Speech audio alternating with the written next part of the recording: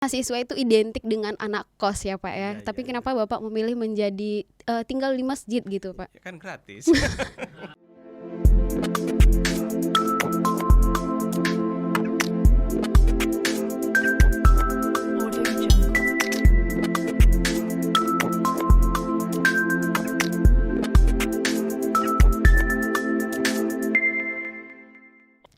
Assalamualaikum warahmatullahi wabarakatuh. Selamat datang di DNK TV, TV Masa Depan Dakwah dan Komunikasi.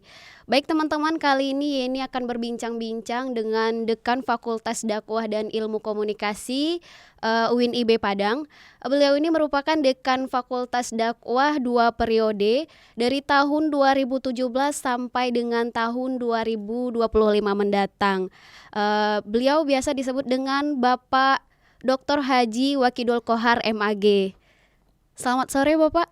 Selamat sore. Sehat ya Pak? Alhamdulillah sehat dan selalu harus berusaha dan berpikir sehat. Oke. Ya. Bapak Wakidul Qohar biasa dipanggil dengan Pak Wako ya Pak? Ya, itu yang beri nama adalah Bapak Haji Mahyildi Ansarullah ketika beliau menjadi wali kota pada tahap pertama ketika kita undang di Fakultas Dakwah. Dan kemudian dia bilang wakil dekannya siapa namanya, wakil dekannya Wakidul Qohar. Jadi beliau langsung aja daripada panjang-panjang jadi panggilannya Wako. Jadi ketika itu Wako memberikan nama kepada Wako yang ada di Fakultas Dakwah. Mendengar nama Wakidul Qohar itu sepertinya memiliki arti yang wow Pak. Sebenarnya arti dari nama Wakidul Qohar itu sendiri apa sih Pak? Oh, itu sebuah pertanyaan yang sebenarnya apalah arti sebuah nama ya kan? Iya Pak. Iya. Ya sebenarnya itu kan sebuah lambang dan dalam ilmu komunikasi lambang itu tak pernah bermakna kecuali kita memberikan makna. Maka orang tua saya ketika membaca ayat dalam surah Yusuf itu wahuwal wahidul qahar, bukan wakidul sebetulnya, dia wahidul qahar. Wahidul ya Pak. Karena menjadi anak yang pertama, kemudian diharapkan nanti bayi yang lahir itu ya ganteng lah, walaupun nggak ganteng beneran kayak sekarang itu kan karena umur saya sudah hampir 49 ya, 48 jadi hampir 50. 48 ya Pak? Ya, tapi kalau kemarin tuh waktu saya kuliah umur 18 tahun tentunya lebih ganteng dari sekarang ya. Tapi waktu itu saya ganteng miskin gitu ya. Sekarang tua agak lumayan lah, tapi ya itulah kehidupan itu. Oke, Wakidul Qohar artinya satu yang gagah. Dan Qohar itu pemaksa, walaupun maksanya dengan cara yang berbeda, dengan cara halus ya kan. Kalau dengan cara yang kasar itu tidak boleh karena itu melawan dari sebuah fiqh dakwah bahwa kita itu harus lintah lahum. Walaupun tafadun qalitul qalbi lam fadu min khalik. Kalau kamu kasar, biasanya orang akan lam fadu min khalik. Artinya kamu tidak akan mempunyai significant other dalam hidup. Kamu tidak akan pernah mempunyai orang yang penting di luar dirimu. Tapi maksanya di sini dengan cara yang lemah lembut. Iya. Nah Pak, Bapak ini kan merupakan bisa dibilang orang yang sangat sibuk ya Pak.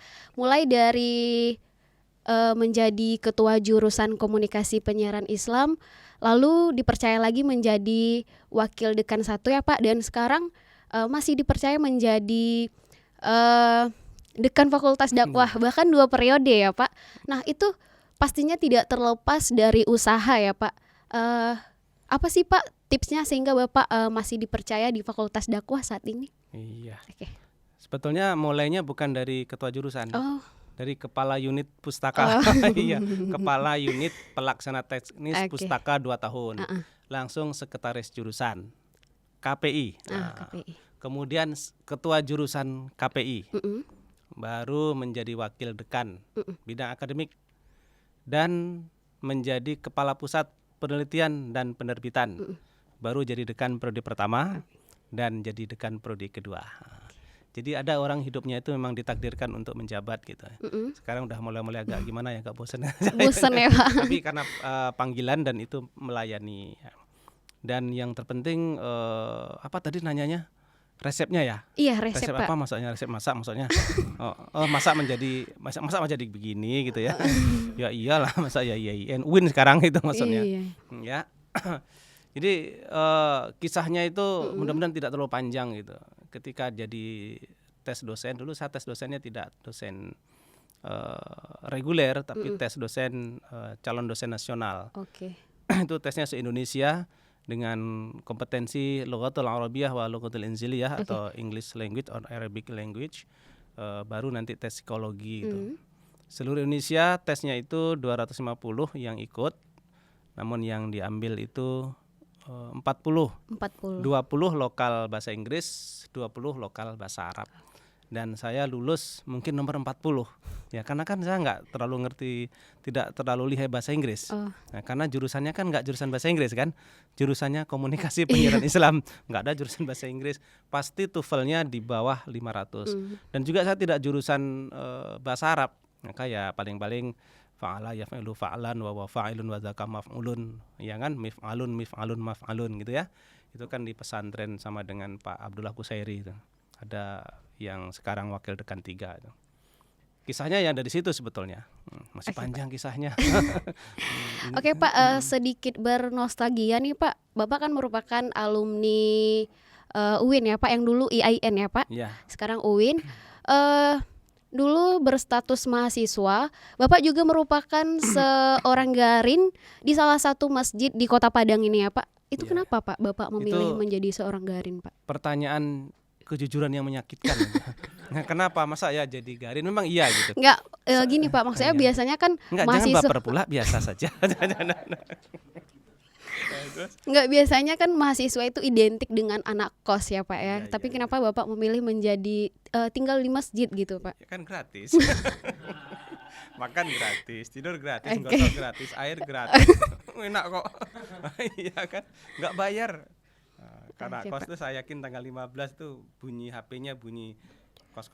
Kenapa enggak bayar kos kan? Kami enggak. Karena sebetulnya karena ini ya. Karena punya kemampuan dan sebetulnya waktu itu ada kaitannya dengan ekonomi gitu. Ekonomi karena kondisi keluarga dan kondisi yang lainnya. Dan ada seseorang yang mengatakan jika engkau ingin kuliah di Padang asal bisa azan insya Allah selesai. Nah, saya selesaikanlah di sana gitu. Nah, iya kan enak gitu. Oke Pak, Bapak selain menjabat di kampus UIN, Bapak juga aktif di dunia tulis menulis ya Pak. Salah satu tulisan Bapak menjadi rujukan yaitu komunikasi antar budaya ya Pak. Nah, komunikasi antar budaya ini sendiri kan merupakan komunikasi yang terjadi antara orang-orang yang berbeda kultur ya Pak. Bisa dijelaskan Pak tujuan dari dan fungsi dari komunikasi antar budaya ini sendiri bagaimana Pak? Oh iya. Sebetulnya untuk kehadiran karya intercultural communication itu kan karena saya ngambil S3 dakwah dan ilmu komunikasi. Iya. Dan itu S3-nya waktu itu belum PNS. Semester 1 dan 2 yang membiayai saya itu adalah Pak Desri Ayunda, Kepala Humas PT Semen Padang, yang ketika itu saya masukkan proposal. Di dalam Al-Quran itu kan ada 2 kategori, orang miskin yang baik dan orang miskin yang tidak baik. Iya. Kalau orang miskin yang baik itu nggak pernah bikin proposal, dia miskin tapi diam saja. Tapi karena kemiskinan saya tuh kaitannya dengan pendidikan, saya nggak diam gitu loh. Tidak wasailina wal mahrum, tapi saya mengambil posisi biarlah menjadi miskin yang tidak baik asal dapat biaya gitu ya. Karena la yamutu wa la yahya, kebanyakan kita ini kan hidup tidak bermutu, ngabisin biaya. Mudah-mudahan siaran kita bermutu ya. Siarannya bermutu walaupun belum pakai biaya gitu. Jadi melihat fenomena bahwa kehidupan ini kan pasti akan bersentuhan dengan orang yang berbeda budaya, dan perbedaan pada satu saat tertentu tidak untuk selalu dipertentangkan, tapi ada asumsi saling memahami untuk saling dipersandingkan. Contoh, saya etnis Jawa, kemudian berada sudah lama di Minang atau di Kota Padang, kan berkenalan dengan gadis-gadis Minang ya. Iya, Pak. Kan ada NPM, nikahi perempuan Minang itu kan naik itu kan. Jadi kalau saya dulu S3 bungkus nasi gitu, naik NPM gitu, nikahi perempuan Minang yang pada akhirnya dia di Bundo Kandung kan gitu. Bundo Kandung Limpapeh Rumanan Kadang Suntiang dalam Nagari. Itu kenapa? Karena kita harus tahu dengan sebuah perbedaan budaya, namun ternyata ada sebuah nilai-nilai universal yang bisa kita persandingkan. Karena dalam kajian dakwah ada sebuah nama istilahnya dakwah su'ubiyah wa qabailiyah, Mm-mm. berdakwah dengan orang yang berbeda budaya. Dan tokohnya dalam Al-Qur'an, tokohnya dalam sejarah Nabi adalah Salman Al-Farisi. Mm-mm.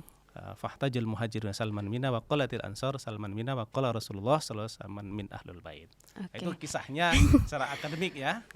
Nah, berbicara mengenai komunikasi antar budaya nih Pak, sepertinya komunikasi antar budaya ini benar-benar menjadi jembatan bagi seorang Pak Wako ya, karena dengan mempelajari komunikasi antar budaya ini Bapak bisa menjadi seorang orang Semando, orang Minang ya Pak. Itu awalnya bagaimana Pak perjalanan Bapak sehingga bisa mengenal istri tercinta Ibu Fitria Gusmayeni ya Pak, Iya yang biasa sih. Nggak enak dong ceritanya. Oh, harus ceritain ya. Oh, iya. Kayak selebritis ini dekan atau selebritis masalahnya. Oh, iya. Nggak, awal perjalanan kenal Oh, aja Pak. Oh, awal kenalannya ya sering apa ya? Mm. Saya ngajar ngaji gitu ya. Uh-uh. Mudah-mudahan nanti istri saya kalau mendengar itu pasti senang. Itu di luar dugaan gitu. Mm-mm. Mungkin doanya biarlah saya tidak jadi dokter tapi dapat suami dokter gitu. Mm-mm. Saya ngajar ngaji dan kemudian adik-adik juga ngaji. Mm-mm. Karena beliau ngantar ngaji, saya lihat saja gitu loh. Mm-mm. Lihat ternyata ya gimana ya, kalau di Minang tuh kan Canda Mato Dek Kana Ranca kan. Iya, Itu kan iya benar masa Pak. enggak itu kita nggak bisa pungkiri. Mm-mm. Ada seorang laki-laki, saya nggak perlu kecantikannya, saya perlu yang lainnya, Mm-mm. harta dan kemandirian termasuk ATM-nya mandiri itu enggak. Iya. Biasanya benar, orang Pak. lihatnya itu kecantikan dulu ya kan. Iya, karena kalau kita bertemu orang pertama yang kita lihat pasti penampilannya ya Pak ya. Kok udah pinter aja. Iya. Oh, jadi memang lihat ya, mungkin ya disitulah ditakdirkan Allah untuk lebih menyatukan karena waktu itu jarak umur saya jauh ya, sekitar 5,5, berarti hampir 6 tahun ya. Artinya saya lanjut nanti S2, S3, beliau D3 Perbankan Syariah di UIN di IAIN ini. Baru berjodoh. Bagi saya gini, karena bisa aja dipersandingkan antara berbagai etnis atau perbedaan Iya, etnis. benar. Gitu aja. Oke. Pak, jadi ini pernah dengar nih Pak bahwasanya WA Bapak ya Pak pernah itu dibajak oleh pihak yang tidak bertanggung jawab. Benar itu Pak? Iya, terus kaitannya Bingung tuh, Pak. Itu kenapa Pak bisa terjadi begitu Pak? oh, karena kita kurang menguasai teknologi. Oh. Ketika itu kan minta mohon PIN ini dikirim kembali gitu kan. Oh, saya kirim langsung mati HP saya kan. Sebetulnya itu kan karena kurang kehati-hatian dan sikap saya yang kurang baik sebetulnya. Selama ini kan saya orangnya empati gitu. Mahasiswa SMS yang berapa aja kan saya layani kan. Termasuk dari yang minta duit, yang tidak minta duit dan minta nilai kan gitu ya. Itu saya layani saja. Kecuali sedang memang tidak buka HP. Kadang sedang nyetir pun saya layani. Dan ketika itu SMS gini, ada PIN yang harus dikembalikan karena itu adalah PIN yayasan dan untuk minta sumbangan. Jadi karena kata-kata minta sumbangan itu jangan-jangan saya nanti mengkhianati umat. Rupanya kan bukan, itu adalah strategi untuk hacker atau penghack untuk istilahnya membajak HP kita. Tapi sudah selesai. Udah selesai. Tapi dampaknya banyak ya, dampaknya kaitannya dengan ekonomi, sosial, hubungan yang lain. Karena beberapa banyak undangan yang harus saya terima dan biasanya ada kegiatan-kegiatan itu memang nggak bisa terkontak kembali. Nah, itu dampaknya ada. Oke. Itu ada tidak Pak yang menjadi korban karena ada dalam apa sendiri itu dia kan meminta untuk mengirimkan uang ya Pak ke WhatsApp Bapak, ke nomor-nomor yang ada di WhatsApp Bapak. Itu ada yang menjadi korban Pak? Kelihatannya tidak. Tidak Karena ya, dia Pak? tidak mungkin melihat dengan bahasa. Biasanya Wakilul Kohar tidak pernah ngomong di mana kamu, jarang itu. Kemudian tolong transfer sekian, itu jarang. Jadi Jarang ya, Pak? Kementerian Agama yang ada di Solo, yang ada juga di Pasaman, dengan melihat bahasa itu tidak mungkin Ustadz Wakilul Kohar ngomong di mana kamu, nggak, jarang itu. Berarti tahu dengan sendirinya Iya, ya Pak. pasti Ya? Assalamualaikum. Kalau dikenal Iya, dengan penuh kerendahan hati. Iya, Biasa benar. gitu. Kalau di mana kamu? Tolong uang ya. Oh, itu enggak Wakilul Kohar itu. Jadi dari kita ini sebetulnya punya identitas tersendiri. Enggak mungkin seseorang tuh begini gitu ya. Iya Pak. Nah, jadi ada yang menyelamatkan dan tidak ada yang jadi korban. Yang nelpon ada. Yang nelpon ada. Konfirmasi bahwa apakah memang benar Pak Wako butuh uang gitu. Oke. Butuh sih, tapi untuk nipu enggak gitu Oh, ya. itu Masa uang berapa lama WA Bapak dibajak, Pak? agak berapa 4 hari ya 4 hari ya, dikendalikan. Pak? Heeh. Kemudian kita lapor saja Mm-mm. ke ke Grapari, Mm-mm. insya Allah aman. Dan kemudian sampai sekarang nggak saya gunakan, Mm-mm. saya ganti dengan yang baru saja karena nanti kan datanya tetap di dia. Jadi Tetap nomor di. HP saya udah ganti dengan yang nomor yang lama, yang lama dijadikan HP biasa saja. Yang lama Nah, dijadikan HP biasa. Oke Pak, mungkin lain kali kita akan kembali berbincang-bincang lagi ya Pak dengan pembahasan yang berbeda ya Pak ya. Eh, Oke teman-teman sahabat DNK TV, sekian bincang-bincang kita dengan Bapak Dekan Fakultas Dakwah dan Ilmu Komunikasi Universitas Islam Negeri Imam Bonjol Padang. Saya ini Melinda mewakili segenap kru yang bertugas pamit undur diri. Salam DNK TV, TV masa depan dakwah dan komunikasi.